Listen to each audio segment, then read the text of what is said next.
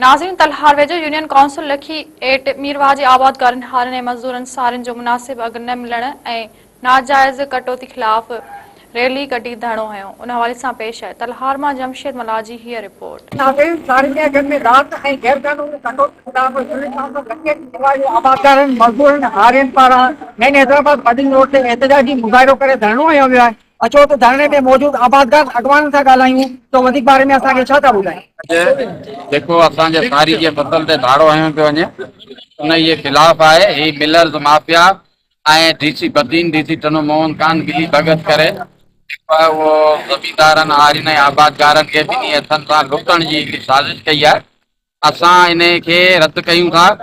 असांखे जेसि ताईं असांजे फसल जो जाइज़ रेट नथो मिले असांजी एहतिजाज तहरीक जो दाइरो वधंदो वेंदो। असां रोड बि ब्लॉक कंदासीं। असांजो जेको एहतिजाज आहे उहो कारखाने वारनि जे ख़िलाफ़ आहे जेके असांखे सियारनि जो रेट सही न ॾेई रहिया आहिनि।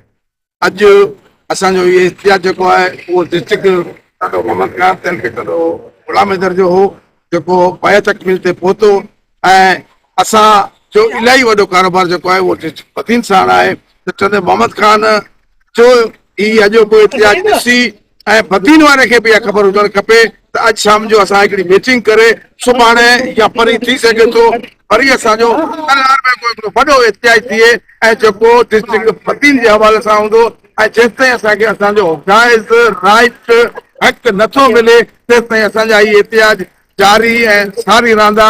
असां पंहिंजो हक़ वठी कोई छॾींदासीं। असांजो एहतिजाज राइस मिल माफिया ख़िलाफ़ आहे जेको असांजे हक़नि ते धारो हयो पियो वञे। सारियुनि जा रेट केरु आहे। असीं डीसी बदीन ऐं डीसी टंडो मोहम्मद खान खे चिताव था ॾियूं बराए महिरबानी तव्हां मिल मालिकान जा साथारी न थियो। तव्हां अवाम सां गॾु बीहो अवाम जा आला ऑफिसर आहियो ऐं असीं सीएम सिंध खां ऐं MPs MNAs खां इहो मुतालबो था कयूं बराए महिरबानी आवाज़ उथारियो जेको हारी मज़दूर अवाम जो मुआशी क़त्लेआम कयो पियो वञे इन ते एक्शन खणो नोटिस वठो। ग़ुलाम हैदर यूसी लखे मीरवा जी तरफ़ां तमामु ज़िम्मेदार हारियुनि जी तरफ़ां हो।